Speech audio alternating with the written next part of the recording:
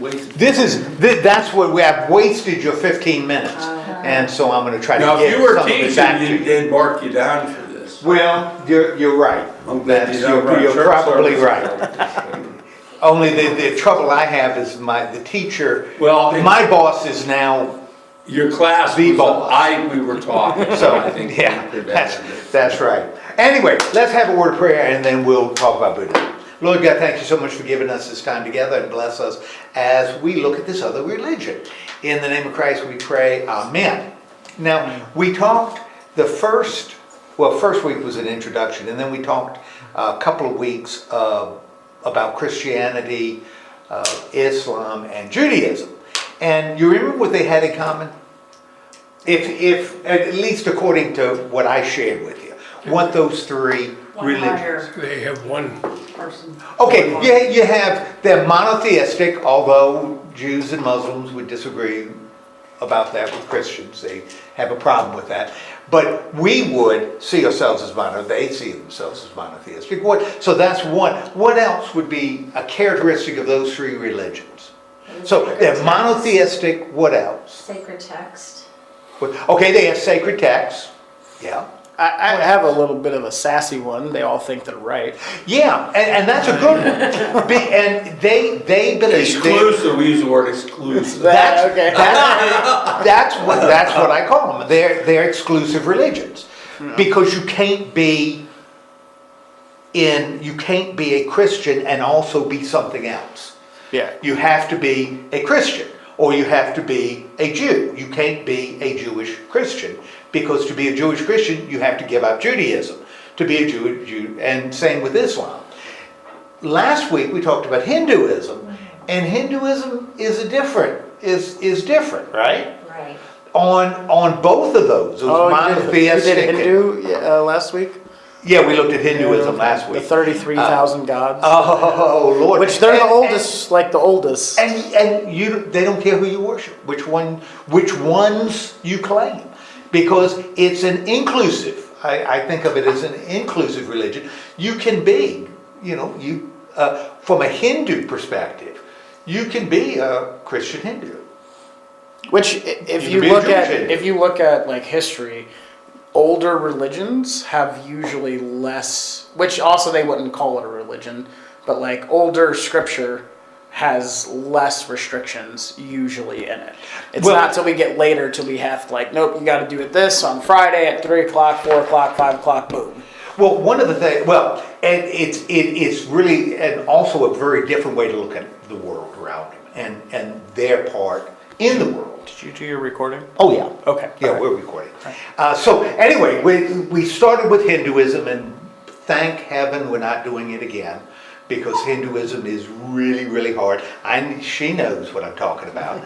I ran this stuff by her before I came in here, so she knows exactly how complicated it is.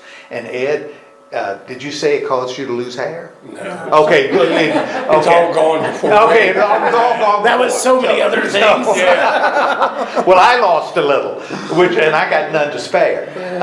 But anyway, we looked at it. We're going to look at another religion that I think you could view as inclusive, in that what you worship is less important than how you live. And that's really a difference in Judaism, Islam, and Christianity. Who you worship is integral to how you live, but Hindus and Buddhists view that slightly different. It's the life that becomes important. Nothing has happened here yet. Okay. I don't have much hope that it's ever. What's up? What do you need? Well, there you go. No. That's text. Not What do you need? Well, I don't want to even mess with it anymore. It's taking too long. Anyway, Okay. If I can get it going, that'll be wonderful. You just But tell me if what you not- need. I could probably get it going. Well, it's the problem is with the computer being really old, which means the computer is really slow. Oh. And that's my problem. But it looks promising now. Yeah, that's very So, technological. It's pretty old. Yes, I would appreciate that if it weren't for the fact that it's just really, really old. Here we go. We got to get you a new computer. That's what you're saying. Yeah, we need a new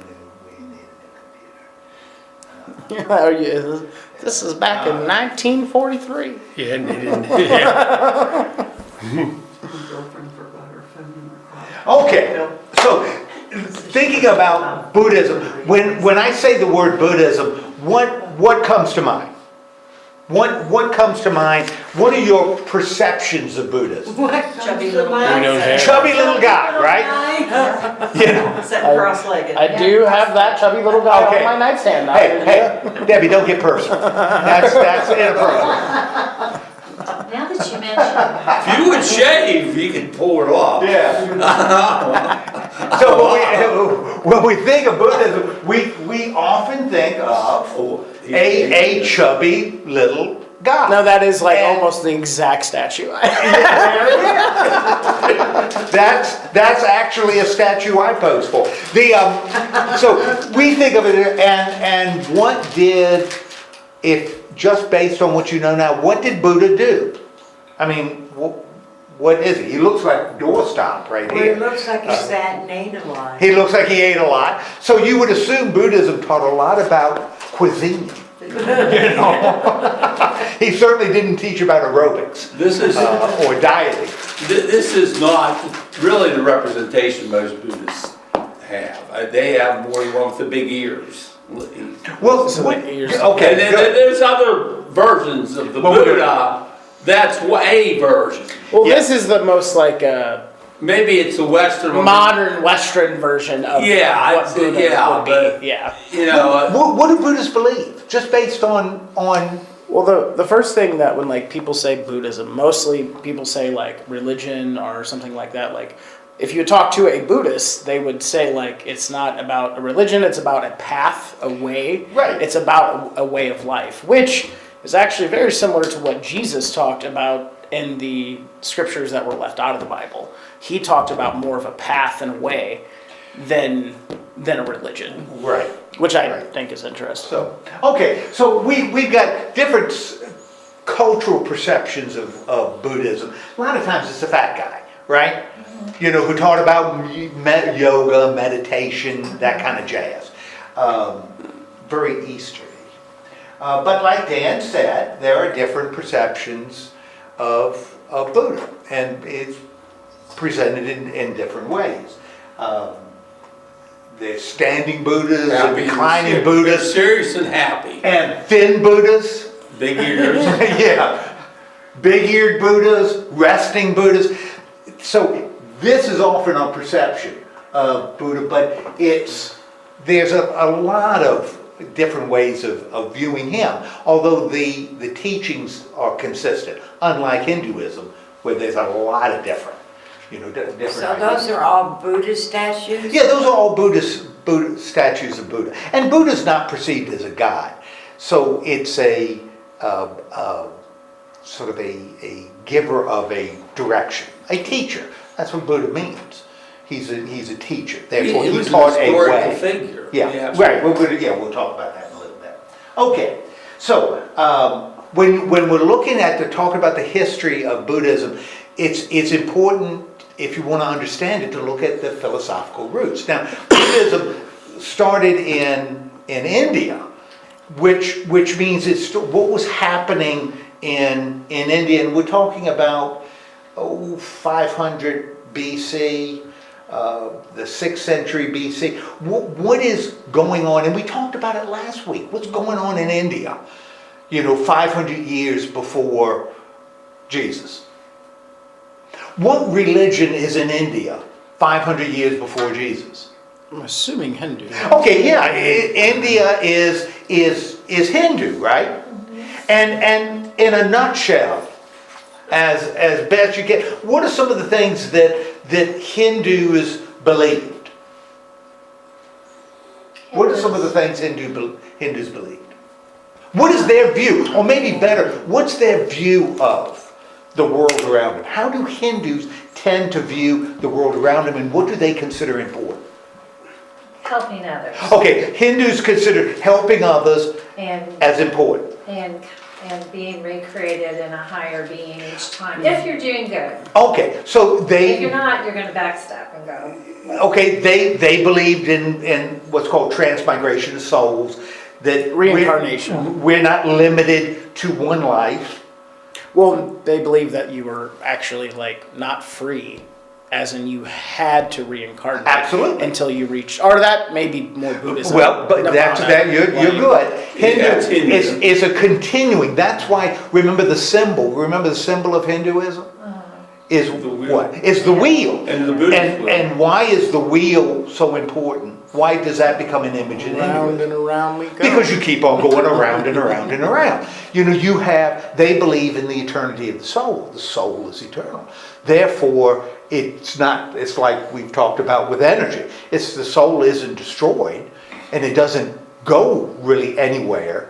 It's constantly going through this progression, this cycle of rebirth.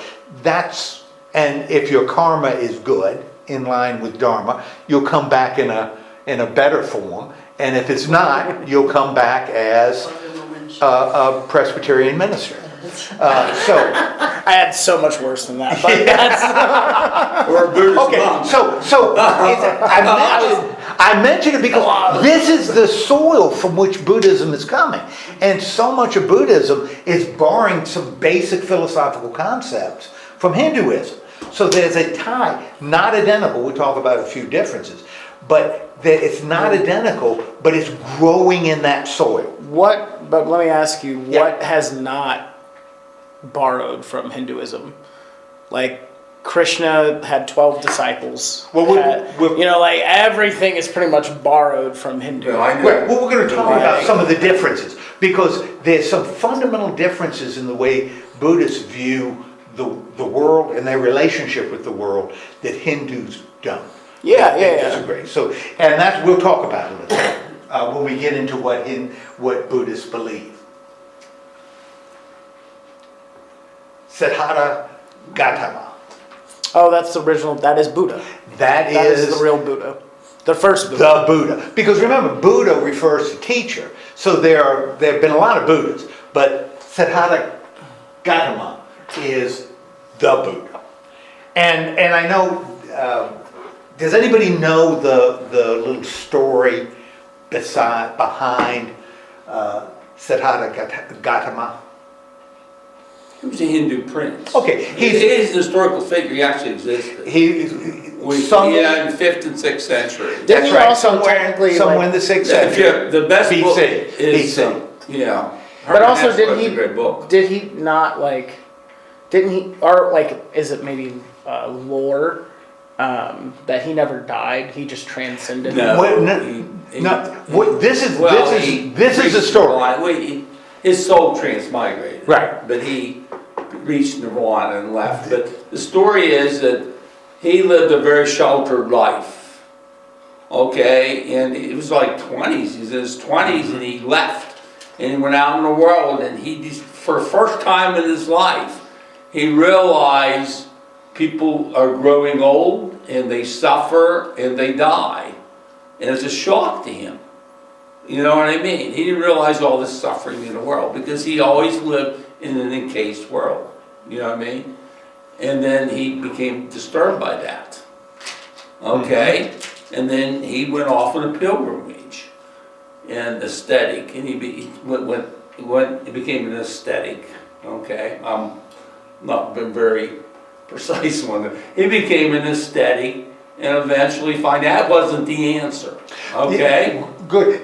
But If you were, He took one path and he says, this isn't the answer, depriving myself and being by myself. And, I mean, why wouldn't, let me ask you that, great Dan, let me ask y'all, exactly right, he goes out, why do people suffer? Why is there all this suffering around?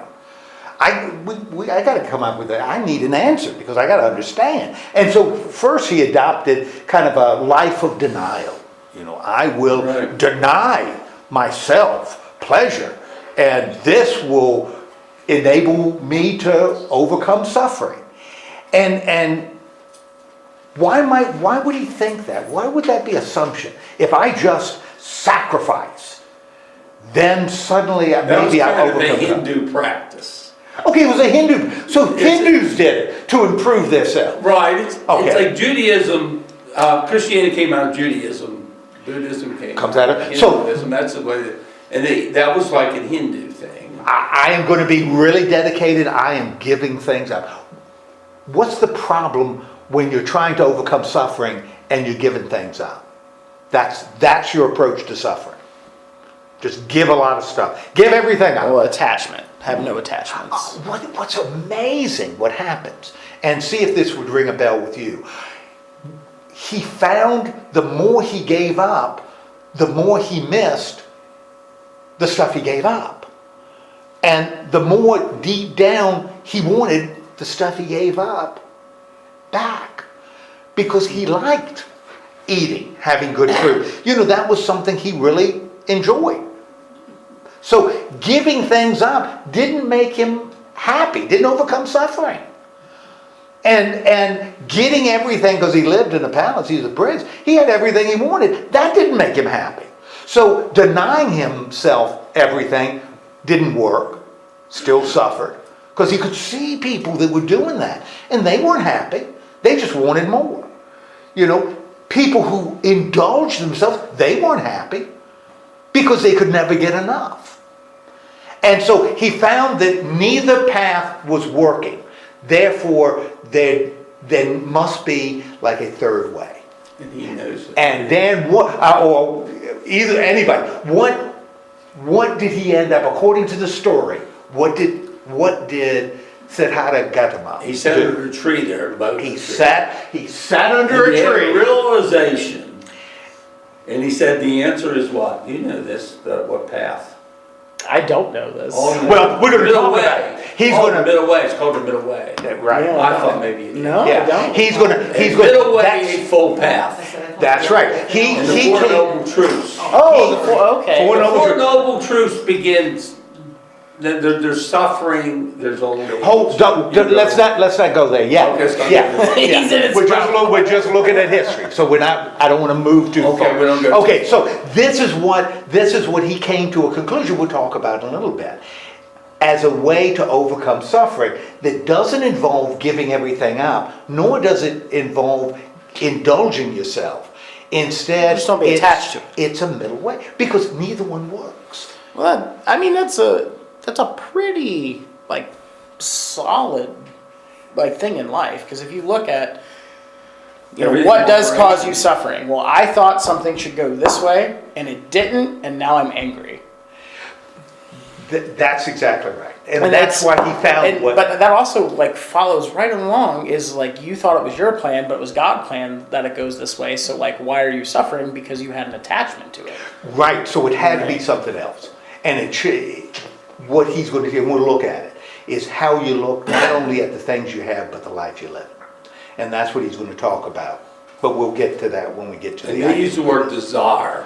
desire. Desire, Yeah. suffering, Yeah. desire. It's suffering. desiring something. Buddhism, so Buddha, there's Siddhartha Gautama, who becomes the teacher. This is an awareness he has. And understand, this is the 6th century.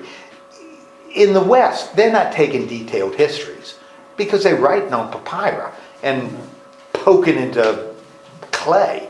So these are stories about him that are passed on. So a lot of them, the historicity of it, certainly he was a person, but the stories are what develops and are passed along. I have a complex question though. So Does it have to do with belief? Because if it does, we'll hold on that just a little bit. okay, all right. Because this is just a historical background. Okay. Hinduism develops in India. That's where he was. That's where it takes root. In fact, that's the temple where he is supposed to, the place where he attained nirvana. And we'll talk about what nirvana So you're is. saying that Buddhism wasn't from China, it came from India? That's exactly right. Buddhism comes from India, and we'll look at it in just a little bit, but India doesn't become Buddhist. Buddhism grows someplace else, doesn't grow in India. Okay, so we've got Siddhartha Gautama, early development centered around a guy named, another king named, That's 300 years later. well, about 200, yeah, Ahsoka. The point, can I just Okay. go back just for a second? Okay, They sat under the tree, he came to this realization, he went to Deer Park and he preached, and that's where he got off Eightfold Path, Middle Way, Four Noble Truths. And he lived for 80 years. And he taught for 80 years. That's a fact. Okay, and he has a legacy, and there's a book, the Dharmapada, of all his sayings and writings, and people wrote down and stuff. So there is tremendous record. Unlike Jesus, he died 33, right? And he had a 3-year, he had an 80-year run. Not 80 years, 60 or 70 years, or whatever. Good. I don't know if that helps people or not. well, the spirit of Buddhism is a result of another king who converts. Major king, Ashoka, major king of a dynasty in India. Now, you see by this map how, and Meander is a Greek descendant of Alexander and the Macedonians in around Iran now, and he converted from Greek paganism to Buddhism. So Buddhism ends up spreading out from India. Now, remember we talked about the same thing with Hinduism. How would Buddhism spread? What would be some of the ways Buddhism would spread? The word of mouth. What's that? Word of mouth. Okay, Just word of people mouth. Talking. Right. Understanding there was disadvantages then, because now word of mouth goes out on airwaves, and you didn't have that then. So how would Buddhism spread? Well, like Hinduism, you said last week, some of it was like spread because they were moving into different territories, and it was spreading that way. Through trade. Through migration, trade. Migration, The yeah. big reason was there was a king Ashoka. Yeah, right. And right. he became ruler of India. Right. And he was a Buddhist. He And converted. he put pillars everywhere, and he brought it into the law, and he had quite a long reign, and that established, like Constantine established Christianity in Western Roman Empire, he established Buddhism in India. Eventually, he left, obviously, and went back to Hindu, and the Guptas and So it spread. It spread through trade and migration, Right. and a king that has power. The difference between that is it never really was rooted in India. So it spread elsewhere, but it didn't take root in India, but it did in places like Nepal and to the west in Iran and Afghanistan. All right. Buddhism today is still present, in the world. We're talking about transcendental meditation, which has connections to Buddhism, that kind of deal. Okay. Geographic extent of Buddhism. Now, as you look at the map, where's Buddhism strongest? Isn't it in China? Yeah. Oh yeah, look at the color. The darker the color, the stronger it is. So we've got Buddhism strong in China. We got Buddhism strong in what? Taiwanese or Thailand? Or Yeah, or Thailand. In fact, even darker than China. And we'll talk about why that's the case next week. Why Buddhism isn't as strong in China as it is like in Thailand. I thought it was in India. What's that? I thought it also was in India. That's fascinating, isn't it? But it isn't in India. That's why. I mean, why isn't it? Why isn't it? Because it never took root. After Ashoka, you had Hindu kings that followed. But remember, we talked about it last week in terms of the historical development of Hinduism. What other religion ended up putting a lot of pressure on India, on Hinduism in India? Islam put a lot of pressure, and India was actually ruled by Muslims by the Mongols. Tamerlane was a Muslim. So they ended up ruling. The Mughals, they were Muslim. And so they ruled India for a long time, but they didn't rule further east. And that enabled Buddhism to take root there. Also, you see Japan is as dark brown as you can get. So Buddhism ends up taking root there. But South Korea isn't, which is kind of interesting. South Korea is not Buddhist. There are more Presbyterians in South Korea than there are in the United States. So it is, South Korea is not a Buddhist. Okay, so just a little bit in terms of historical development. Let's talk then about some fundamental beliefs. And one of the fundamental beliefs is karma. Now, we talked about karma before. What is karma? What does karma mean? What did we say it meant last week? I mean, the core of it is balance. Okay, well, what if you're talking to somebody and the person says, "Oh, bad karma, bad karma." Goes around, comes around. Okay, it's kind of this: what goes around comes around, right? If you live a good life, that means what? Good karma. Good karma. And if you have good karma, that means what? You have a good life. You have good things happen to people who have good karma, right? Okay, and that's something that Buddhists share with Hindus with a fundamental difference. Because Buddhists believe that intention is necessary for your karma to be good. In other words, doing good things unintentionally or just living a good life, having a good life, doesn't necessarily mean your karma's good. You've got to intentionally do things in order for you to improve. So it's not, you don't have accidents. Karma isn't accidental. Hindus believe it certainly can be. This is where like I get very confused about. And this is why I don't agree with Hinduism or Buddhism. Okay. Is because of like, for one, if we really do believe we're eternal, right? The Okay. word eternity. That means Okay. every emotion, everything that you could possibly, every scenario that you could be in, like you're eternal, right? So Tony Robbins, do you know that guy? Mm-hmm. So like he's fed like billions of people, and his father, couldn't on like Thanksgiving Day, wouldn't accept someone helping him, and slammed the door on his face or on their face, and basically his family starved because of him. Okay, so if you would take that, that karma would be brutal, right? Like that karma for him, his life would have to be way more suffering, but through that karma on the person who slammed the door? Yeah, for his father. Technically, his karma should be greater than because of what his actions was, right? Right. His pride didn't let his family eat.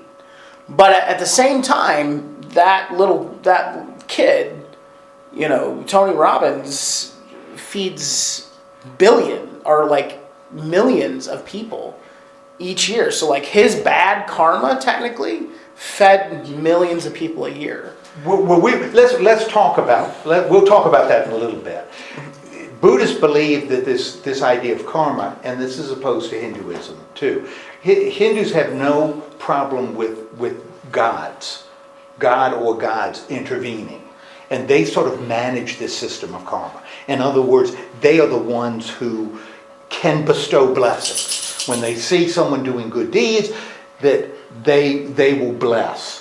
And there's a whole bunch of gods. We talked about a few of them. Buddhists don't believe that. They believe that karma is part of creation, part of the nature of things. In other words, you don't need God to create karma. It's the way it is. Debbie, you said what goes around comes around. That's a good Buddhist idea. because that's the nature of creation. That's the nature of the world. Now the question is, what would a Buddhist consider good, truly good? And we'll talk about that in a little bit. Yeah. How can we actually do it? But for a Buddhist, intention is absolutely crucial. Now, why is that important? That intention is necessary for your karma either to be good or bad. Why is that? Why might that be significant? Karma comes, it's individual, okay? It's an individual, and it's own choices. It's what you say, Well, you what do. you do, Well, your actions, we're moving your to- speech. We're moving in another area. So why is intention so important? Why is that important to the system? Well, you have to intend to say the right things. Right. You have to intend to be generous. It puts you in. You have to intend. Good. What? Yes. It puts You've you got in to. control. You were in Put you in control. control, right? Yeah. Okay. Therefore, that's why you don't have a God intervening and doing this for you. You are in control. You make the choices. Your intention is reflected in the choices that you make, and that results in karma. That's how the wheel turns for a Buddhist, by your intentional action, and that's distinct in Buddhism. Buddhism, just like Hindus, believe in rebirth, and as opposed to caste that Hindus are connected to, Buddhists have different concept. You've got Naraka beings, and those are at the very lowest. They're folks that are suffering. So if your karma is bad, you've lived this life, your karma is bad, what ends up happening to you? You suffer? You suffer. And how long are you going to suffer? You're going to suffer forever? Yeah, until you want to not Till you to. change your ways? Well, Till see, you repent. when you're at this level, you've kind of lost control. And you're going to suffer until the suffering itself improves that karma. The suffering, because you are at the lowest level. It's like a hell level, but it's not eternal. But it may be a long time. Kind of like purgatory. It's a period where these sad beings are trapped because their lives have been so bad. They are trapped in this suffering. Now, is that a place you want to be? No. Heck no. Therefore, you're motivated to do what? Behave myself. Behave yourself. Linda, I'm so glad you said you're going to behave yourself. I think that's a good thing. Animals, are part of, there's a connection between human beings and animals have karma too, it's part of a progression. Humans are, though, distinct. Now, what do you think would make humans, now this is sort of a growth process as you go on the wheel and you're advancing, you're not trapped in hell. What would be the difference between animals, all possessing the same soul, animals and humans? What would humans be able to do that animals couldn't? Think in the present, or think in the future, in the past. What good? Most animals are they like- can think in the future. Yeah. What else can they do? Can humans do? You're right. What else can humans do that I just mentioned is absolutely essential They can for imagine. karma? They can imagine. What else? They Intentional. can intend. Human beings can be intentional. Yeah. Can be intentional. Therefore, human beings have this remarkable ability to do what? If they can be intentional, again, this is Buddhist thought, there's a logic to it. If human beings can be intentional, what are human beings, for Buddhists, able to do? Make themselves get good karma. They can improve their karma. Because they can do intentional acts in keeping with the teaching that animals aren't capable of doing. Yeah, We have free will. Human beings have free will. but that Yes. doesn't mean that your bad karma didn't help billions or millions of people have Yeah, good karma.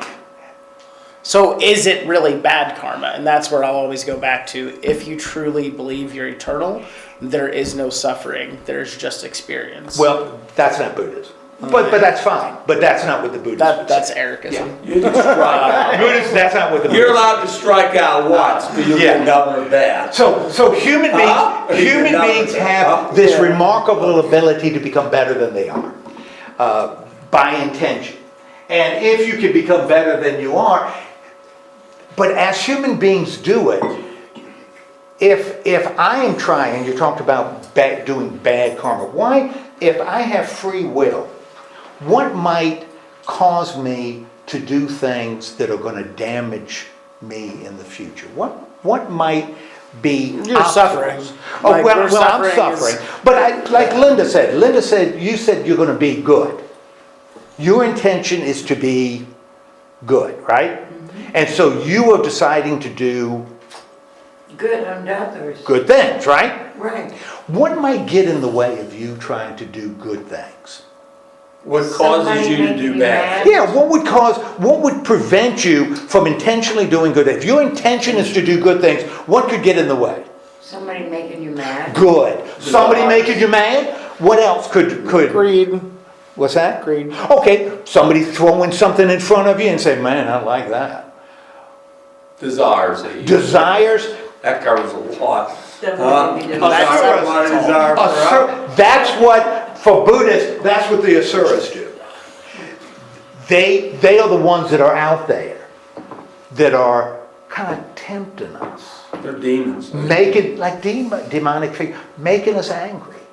Telling us we don't have enough. Telling us we need No, they're not. They're just telling you that, but the only thing that's winning is you're accepting it. They're That's it. whispering in your ear. Allowing They're you not, to that's listen. right, you're exactly right. They're not making you, because remember, good karma, bad karma is based on intention. And so if you don't intend to do bad, just because something bad happens as a result of your action, that's not bad karma. You got to intentionally choose to do bad. You got to intentionally choose to do good. And these are the guys who are on your shoulder saying, boy, that new car looks It's like a devil, you know. sort of like a devil figure. Like, So they're the ones. Can you believe he did that to you?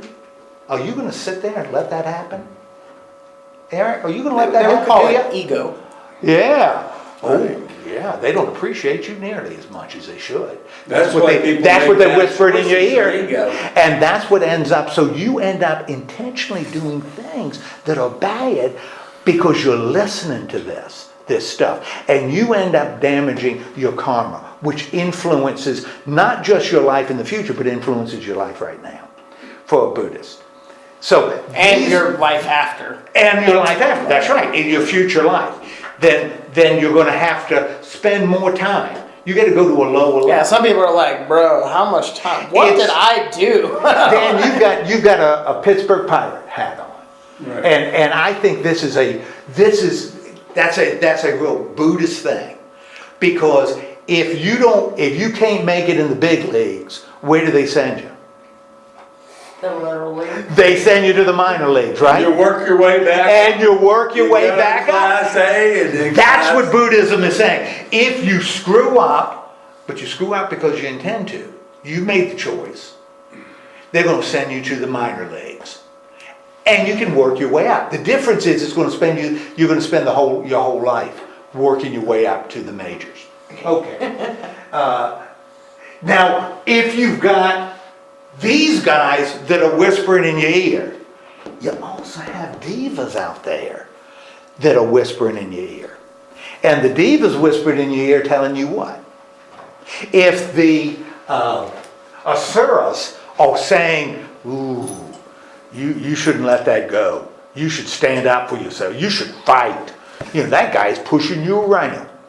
Take a swing at him. What are the divas whispering in the other ear? What do you think? Be gentle, be kind. Be gentle. Be kind. They're the good. Now, understand, they're not gods. These aren't gods. In fact, they're also in this cycle of rebirth. You know, they're souls that have reached a form that's higher than human beings. So devas are higher than human beings. And they've reached this point, and they're part of what they do intentionally is to help the people rise above themselves. So all of this is to guide people to improve their lives, bring it into line with the nature of the world. You know, so this is what Buddhists believe. So when you see a picture of the little devil and the angel, that's what Buddhists believe. That's what the Buddhists, only the devil, the little devil is trying to get you to do wrong. The angel, but like you said, Eric, you make the choice. They're not making you do anything. You're choosing it, and that's what screws up your The karma. devil never made people suffer. This They is did it not themselves. They don't. This is not fate. You know, this is intention. Okay. Now, remember going way back, Siddhartha Gautama looked at the world, concerned about suffering. Why do people suffer? You know, what's the nature? I've looked at people who try to get as much as they can. They still suffer. You know, getting as much as you can doesn't make you happy. You're still suffering. Because you never get enough. You give up everything you've got, doesn't make you happy. You kind of resent the fact that you gave everything up. So you're still suffering. So there must be another reason why people suffer. And as he's sitting under that Banhi tree, meditating, these were the truths that he said. This is the fabric of the universe. This is what we need to be connected to. These 4 truths reflect reality. And the first truth was, well, I've got 2 now, that life is or leads to suffering. Now, what does that mean? If you say life leads to suffering. There are 3 things. They talk about old age, you age. Okay. Okay. All right. Go from baby to Okay. In the process, there's sickness. Part of life. There's sickness. Part of life. Part of life. There's sickness. It's built in. Right. And you die. Those are the 3. Life is full I of... mean, that's unavoidable. It's absolute. Well, I mean, and now, if you're a living being, okay, you will eventually die, you will suffer, there'll be sickness, and you will grow old. And that process will result in additional suffering. suffering is a reality in Period. life. Life is full of suffering. You know, into every life, what happens? A little rain must fall. But which, you know, maybe I've just been through enough stuff in my life that this is my defense. But for me, there's only 2 reasons of suffering, right? 1, you don't believe you're eternal. And 2, you judge other people's paths. And now if that path is, this person got stabbed, raped, killed, or murdered, or whatever, you judge them for that path. Like, say, hey, you beat up this person, or your wife got raped. And you say, like, how, like, I'm suffering because this happened to, you know, my person. But that's the path that they chose, and that's also God's plan. But that's not Buddhism. I mean, know what that's you- not, what you're saying. that's just what I'm saying, is Right. that's what I disagree Right. with. Right, good. There's only 2 reasons to suffer. Because Buddha says, Siddhartha Gautama says, the cause of suffering is craving. Raising your Craving. desire. Yeah. Desire. Desire for more money, desire for... That's right. That's what causes, that's the core of Desire for suffering. more peace. recognition. The desire for more peace, or The desire for anything. Use the word ego. Throw a dart at it, it's desire. And that's Ego. why giving everything up doesn't work. Because when you give everything up, you desire something. And that makes you unhappy. You get everything you want. You think you get everything you want. You know what? You want a little bit more. That's not enough. It's the craving, it's the desire that's causing human beings to suffer. That's why they're so stupid unhappy. Is because they always want what they can't have. They always want more. Therefore, if you're going to deal with craving, suffering, the only thing that will deal with your suffering, the fact that you are discontent, you are unhappy, you are frustrated, the only way to deal with that is to what? It ain't rocket science. Accept it, I guess. It is, you've got to, Die. And well, you can die. Well, You know, okay, good, Debbie, that's great. What's the problem with dying? For a Buddhist. Why would a Buddhist say, for a Christian, we could say... Because I gotta come back and do it again. That's exactly right. For a Christian, we could say, if I'm suffering, I'll die and I'll be free. But a Buddhist says, No, we got more work. yeah, you gotta come back. You know, you're gonna come back. So I gotta go to the restroom. Okay, so that's not a solution. Death isn't a solution. The only solution to suffering then, if suffering is caused by craving and you want to stop suffering, what do you have to deal with? it's caused by your You gotta deal with craving. Right. You gotta deal with why I want more. Now, it's not getting everything. It's not giving up everything. Because neither one of those works. There must be A middle way. a middle way. There must be a middle way. And that's what Siddhartha Gautama said. You reach this liberated state by following a path laid out by the Buddha.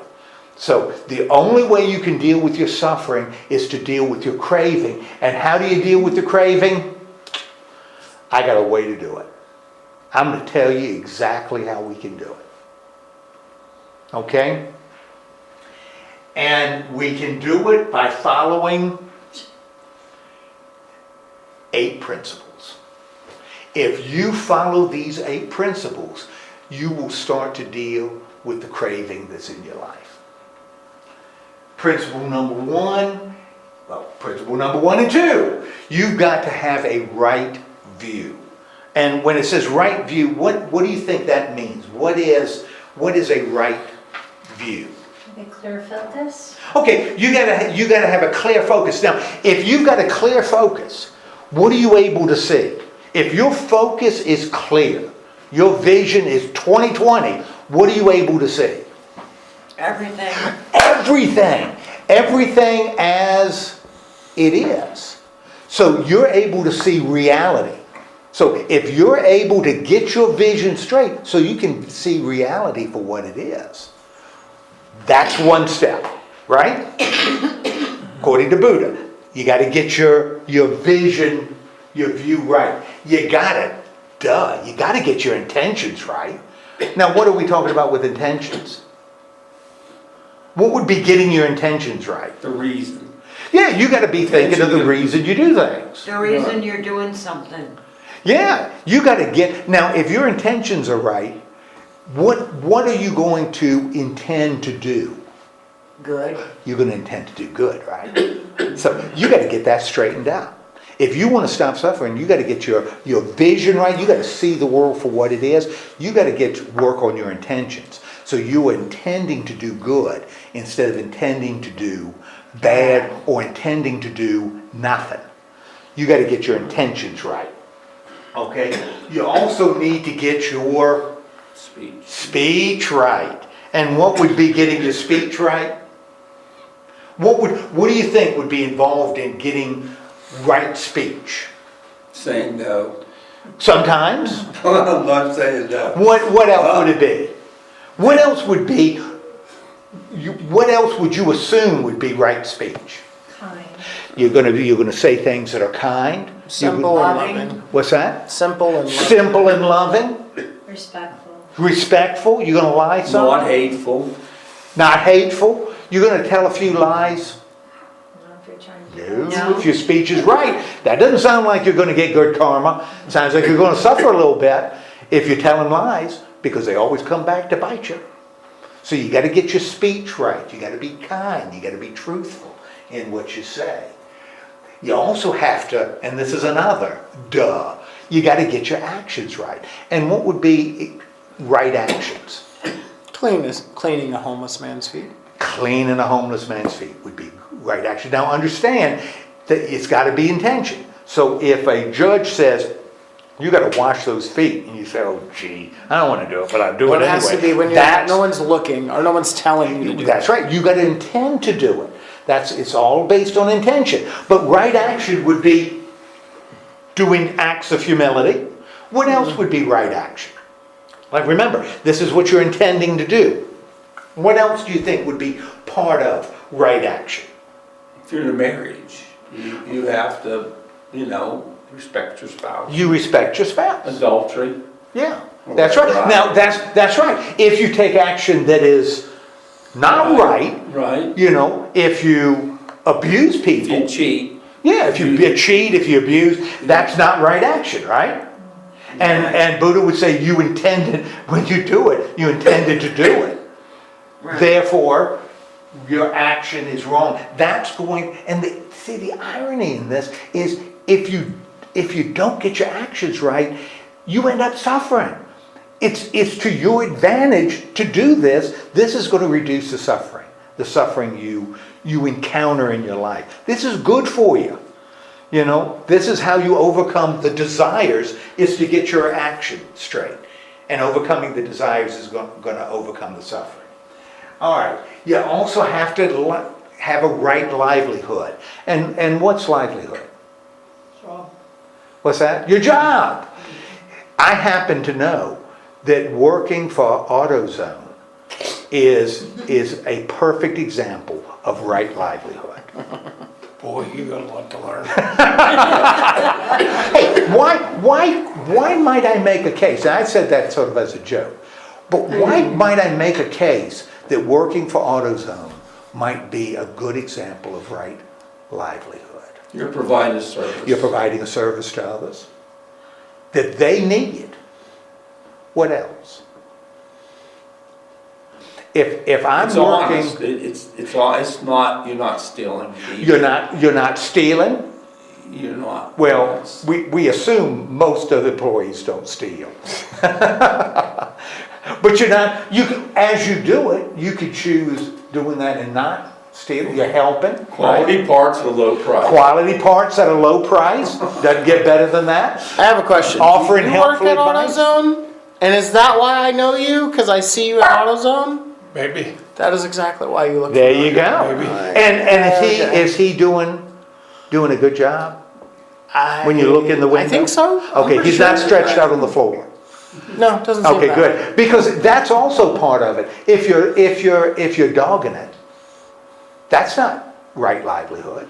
You do your job. You're equipped to do a job, you do it. You do what's expected of you. That's right livelihood. What that's going to do is that's going to improve your karma. That's going to reduce your craving. That's going to reduce your suffering. For Buddha. What if you're a politician? Well, that's a real problem. Is that a right livelihood? I don't know. Right. But it depends. It's your choice. You can go either way with it. Absolutely. All of these, you could choose to have the wrong view. You could choose to have wrong intentions, Right, wrong speech, wrong action. All of you, and if you do that, not only are you going to have to come back sometime and you're going to slip down to the minor leagues, but you're also increasing your suffering. You're going to be more unhappy if your effort isn't right. And what would be a right effort? What would be right effort? Doing your best. Doing your stupid best. Putting forth your best. That's going to improve your karma. Right mindfulness. And what are we talking about with mindfulness? That goes back to intention. A lot of it goes to intention, goes to speech. Sure. Goes to thoughts, really. That's right. Your thoughts are pure. That's it. You're talking about your thoughts. You're talking about your feelings. You're talking about Because these your thoughts are going to things. affect your actions. Absolutely. And everything else. Therefore, you got to get yourself straight. You got to When you're get. thinking, think right and think positive, not negative. That's exactly right. You got to get your thoughts right. That's all what Buddhism all about, basically. Absolutely. It's getting your mind straight. Yeah. Getting your act together. Right. If your mind's all screwed up, you're not getting anywhere. In fact, it's going to hold you back. And the last is right concentration. And that's where meditation. And yes, is what part. are we talking about with concentration? We're talking about meditation. We're talking about intentionally kind of connecting to the reality that surrounds us. You know, so you get not only are you getting your thoughts right, you're getting your focus right. And if you do, according to Siddhartha Gautama, if you do these eightfold things, if you do these 8 things, it's going to improve, it's going to reduce your craving. If you reduce your craving, you're going to reduce your suffering. If you reduce your suffering, your karma improves. You're going to be a better adjusted person. So, go and do it. I have a thought. How does this the 10 Commandments? I was thinking, we're going down and we look at the 10 Commandments. Honor thy father and mother. Okay, and we get down and don't commit adultery and don't steal and don't murder. Right. It's kind of similar. At the end, I want to spend just a little bit comparing this to Christianity. Oh, okay. Because there's a fundamental difference in focus that's lying behind here than lies behind Christianity. And it's funny, it says eightfold path, and on that wheels, there's 8 things on that wheel. Mm-hmm. How about that? Yes, sir. That's the Buddhist will, not Now, Hindu will. now, as You'll the know wheel- which wheel it is now. As the wheel turns, You count the handles. Yeah, you've got, the good news is you've got, although Buddhists don't believe that the soul is eternal, because the ultimate destination of the soul ends the soul as some discrete, identifiable. So it's not that souls are eternal. Souls don't have, if you reach your goal, you don't have an independent existence. You're not. You've reached nirvana. You become part of something bigger than you are. Simultaneously. So you cease to be individual. You become part of. You just are. Yeah, that's right. Yeah. So they don't, but you've got an unlimited time to get this thing straightened out, to work on it. Yeah. So if during this lifetime you're focused on improving it, that's great. You got another lifetime and you can pick up where you left off. Or you can blow it, because human beings Back can in blow it. 300 BC, I didn't. Yeah, that's right. Because the ultimate goal is Nirvana. that band from Seattle. Nirvana. Yeah.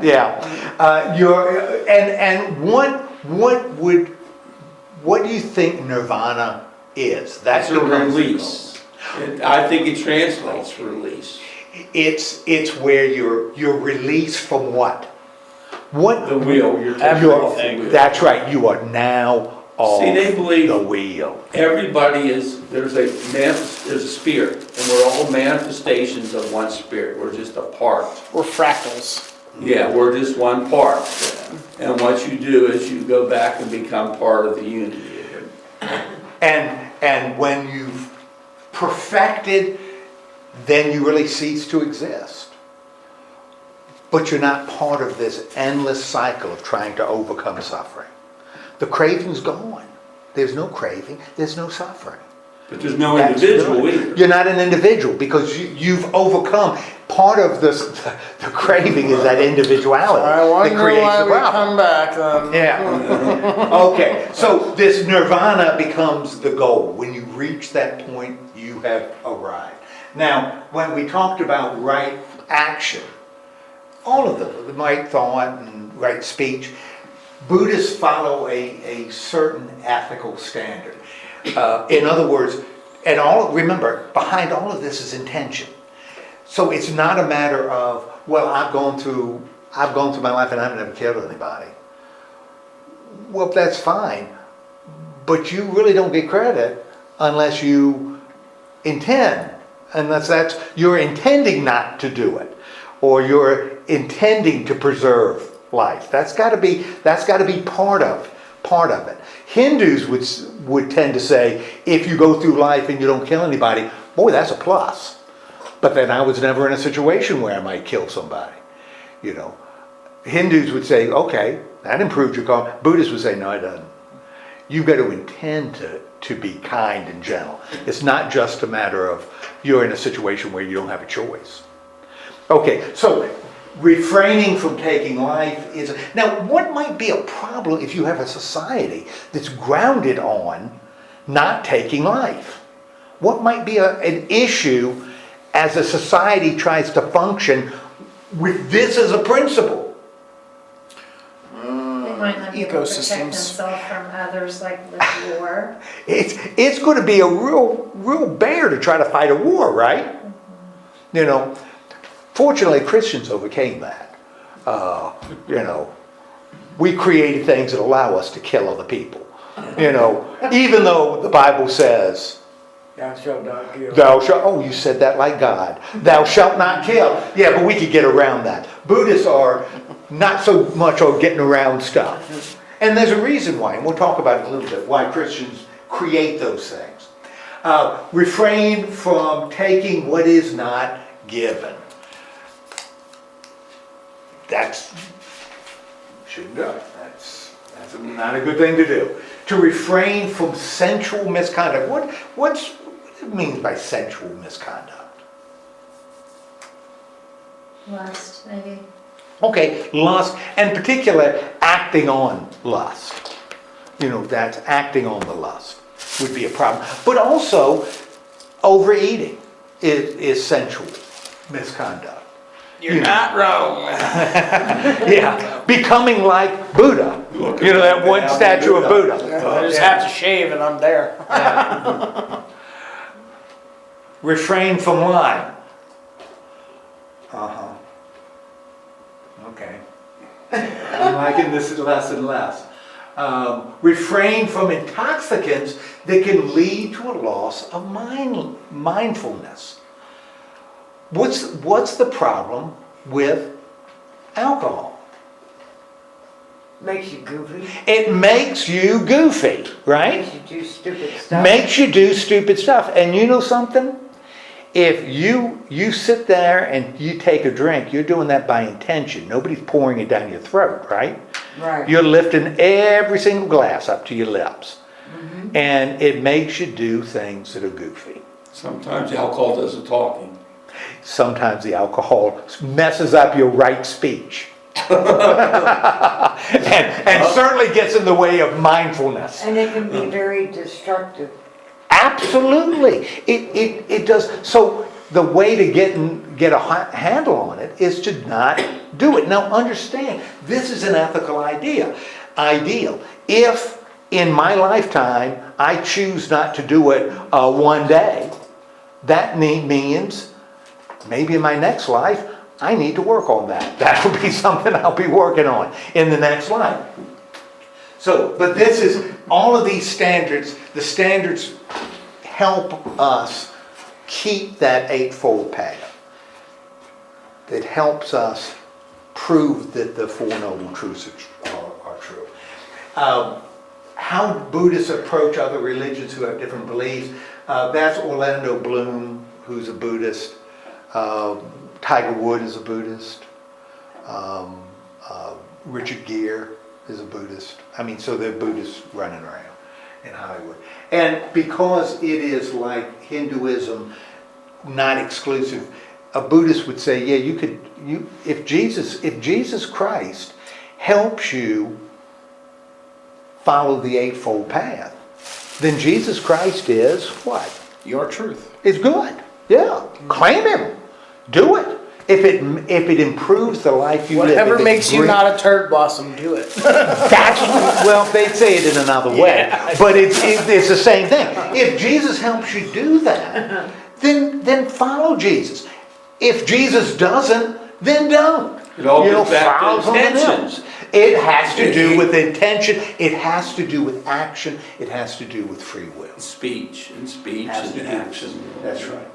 And that's relate to others. Historically, we talked about that with India. Now, a lot of connections with Hinduism. Now, this is Buddhism. Any questions about?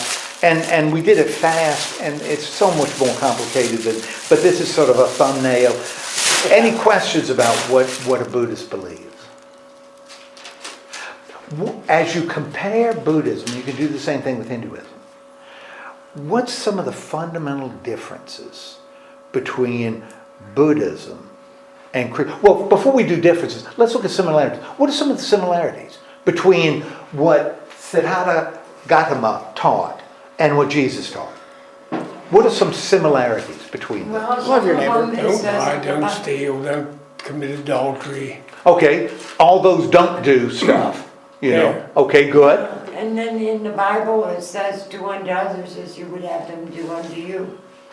And they're teaching, be kind, be loving. Sounds like right action to me, doesn't it? Yeah. Yeah. You know, not envious, boastful, or rude. Sounds like right speech. That's what Paul says, that's what love is. Sounds like right speech to me. Okay?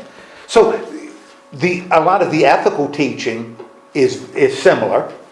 A lot of what Jesus said in terms of how we should act and behave is kind of similar. I think what freaks out people is because of the statues. Yeah. And I think they think that more, that they're serving that statue, and really they're not. Yeah. How do they assume, the people you're talking about, and I agree with you, how do they think that Buddhists view those statues? As idols. God. As gods, as idols. As a god, As an idol representing a god. And Yeah. that's not how Buddhists view those statues. Right. So why do they have the statues all around? Why then do they construct the statues? As a reminder. As a Good. reminder for them to live a right life. That's it. It's a reminder of It's no what he difference as taught. the What he taught. cross. That's why you put it there. So they're not idols at all. And Buddha, there's a line in the King and I, one of the songs, where it talks about, and there's Buddhists, that they're praying to Buddha and Buddha intervenes and saves. They're doing a Uncle Tom's Cabin. And, you know, in the story, they pray to Buddha to save them, and Buddha reaches and saves them. No Buddhist believes that. Buddhists don't believe that Siddhartha Gautama intervenes for human beings. Why can a Buddhist not believe that? Why would that be absolutely ridiculous for a Buddhist? The goal of Buddhism is to be like Buddha. To be like Buddha, To right? be like Buddha at that Right. enlightened state. You want to be like him. Right. And And they don't have no creator. They don't talk about the earth was created Well, in irrelevant. Genesis. They're irrelevant. They Irrelevant. don't even, not even a Irrelevant. consideration. well, why, based on what we've talked about, why would it be ridiculous for them to say, I'm going to pray to Buddha for Buddha to come and help me? But there are certain sects that do that. Because it's an individual thing. Yeah. Well, individual, and remember, the goal in life is to what? Stop being an individual. You know, the goal is to be merged into the great whatever, nirvana. You know, reality. Buddha's going to come out of nirvana and help? Buddha doesn't exist anymore as an individual. He's part of.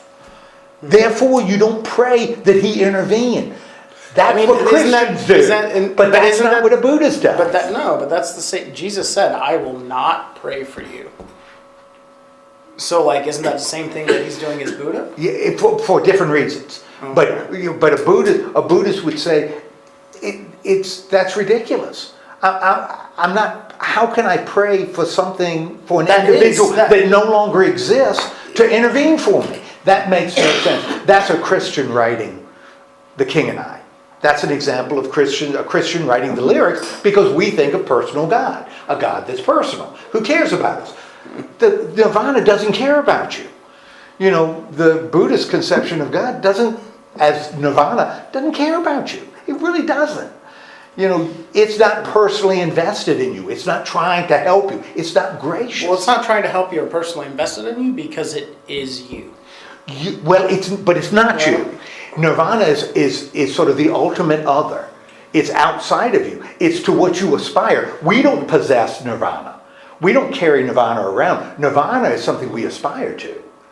In fact, It's something we have to overcome ourselves to become a part of this. It is not personal, and that's what's really important. And it's the same way with Hinduism, but Buddhism, even stronger. We are not talking, because it is up to who? Us. It's up to you. There's no, God will not intervene. God's not going to intervene. No. It's up to you, your They don't intentions even and your have a actions. priesthood. They don't even have a priesthood. Doesn't, it's ridiculous. It's ludicrous because it's all up to you. That's one major difference between Buddhism and Christianity. You don't have a personal deity. Now you have devas that are whispering in your ear, but they're still looking to join nirvana. They're still stuck here in this cycle of suffering. They're just higher than we are, but they haven't attained. They have no perfection. The other difference, and this makes a really important difference, and this is the case with Hindus as well. Christians believe how many chances do we have? One. We have one. Because we view life not as a wheel. We view life as a line that has what? A beginning And an end. and an end. And you have one shot. You've got one life. And therefore, it's all involved in this one life. Buddhists and Hindus see it as a circle. The circle of life. That's right.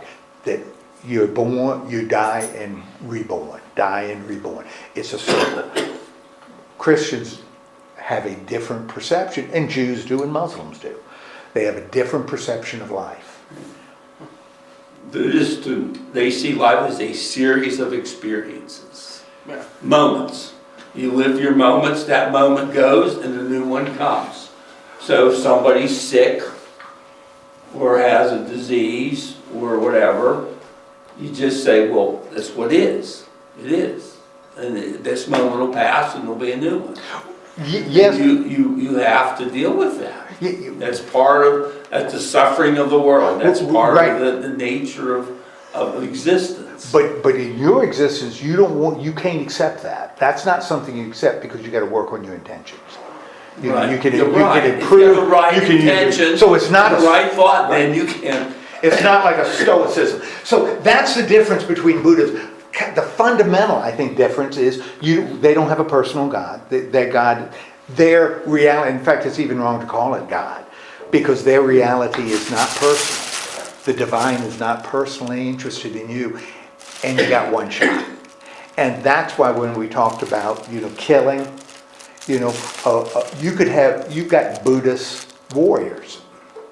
Buddhists fought wars, and they fought it with diligence and intention, but they weren't ready to enter nirvana. Those warriors weren't looking to enter nirvana.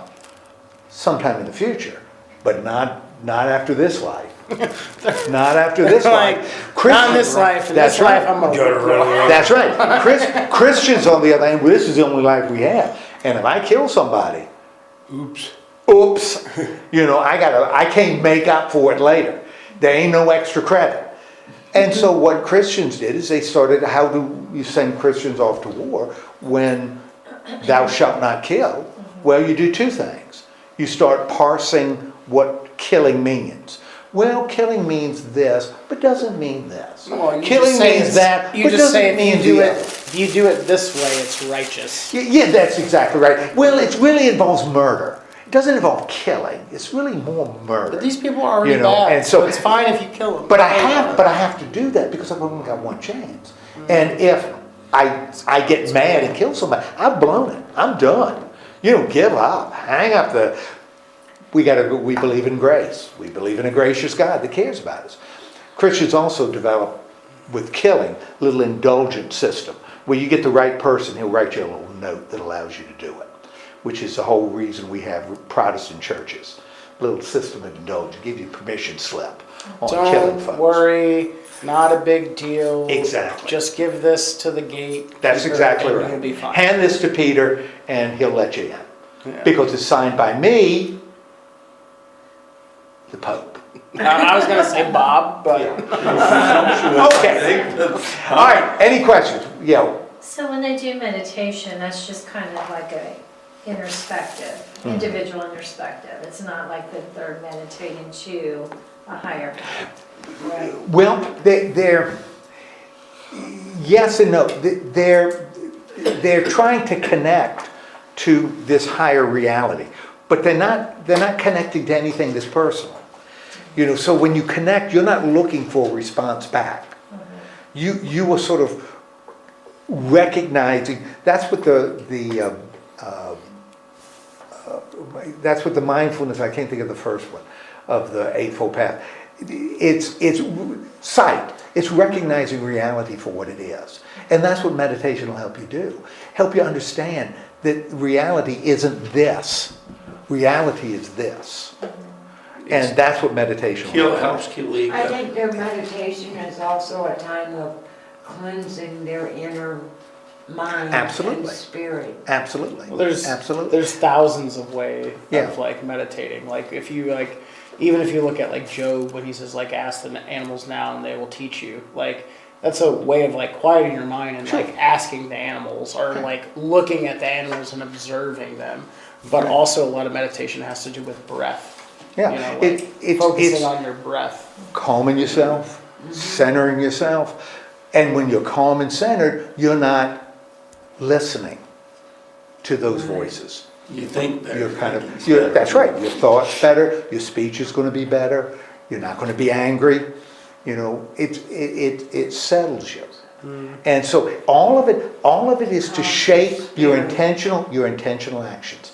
All of it is to help you overcome that craving that causes you to suffer.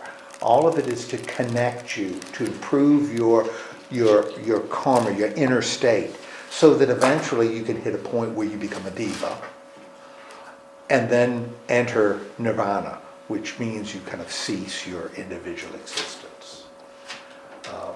One other Which is thing, interesting that like because you're saying a diva may also whisper bad things. divas never whisper bad things. Oh, okay, that's Never not, whisper that's bad not the, things. okay. So Because- it's always them trying to like get you to do the right thing. That is right, because the divas, they are above us. If you want to kind of put it in a God sense, they're like demigods. Yeah. That they are still in this cycle, but they are so much better in tune than any human being. They are higher, so they've reached the point where they're not sliding down to slug. That's not a possibility anymore, because the rise up is slow, but so is the fall down. It's They're not just like like, you hey, collapse. help that person across Yeah. the street. Yeah, that's right. They're the ones and that's how their karma becomes improved. Right. Yeah. The one other thing that's a fundamental difference, especially with the teachings of Jesus. A lot of people have said Jesus taught what Buddha taught, and that's fine. But to me there's one other fundamental difference. What Jesus taught was a self-sacrifice, and it always involved others. It's loving God and loving neighbor. Buddhism and Hinduism, but certainly Buddhism, is far more focused on improving yourself. So it's kind of it's self-serving. You may help others, but the goal is that's going to improve you. Christians, their priority is helping others, which may improve you, but it may not. But it's the helping others that we're challenged to do, and that's I think that's a fundamental difference, because it reflects how we view the world around us. So anyway, any other questions, and then I'm going to let you We go. forgot to mention the Dalai Lama, Oh, okay, well, okay. who really represents Buddhism in the world. Okay. And the art of happiness, and he comes to Right. the United States, and he's the 14th, Right. he's from Tibet. Yeah, I was about to say there's a bunch of Dalai Lamas. He's the 14th. Right. It's not about a happy life, it's about a happy day. It's about a happy day, and if you really want to understand, and it's the art of happiness. I made there's a book in there, I think. Now, Yeah. important though, he is not ready to enter nirvana. He's got a ways to go, because he's still in a human form. You got to there's a step above humanity. You have to go beyond space and time. Yeah, but even then you're not ready. you gotta go even higher. Is that like being me aboard, Scotty? Yeah, kind of. Linda, on that note, let's have a word of prayer. Lord God, thank you so much for guiding us through this. Help us to look at Buddhism and see aspects of truth that we can incorporate into our lives. Even if we don't accept parts of Buddhism, help us to recognize that there's also truth involved. And we might be better Christians by following some of the teachings of Buddha, particularly in how we should be treating others and living our own lives. So help us to do that, and help us not to be afraid of these religions that believe things different than us. Help us to do that in the name of Christ. Amen. Thank you so much. What's next week? Next week we're going to be looking at Eastern religions. We'll be looking at Confucianism And Taoism. and Taoism and Shintoism. When do we get into Egyptian? Not doing it in this series. What? No, It's no, dead religion. No, these are We just talk about living modern one. religions, but we are going to be looking at different strains of Christianity too. We'll be doing that. Well, that's pretty awesome. Yeah. So that's anyway.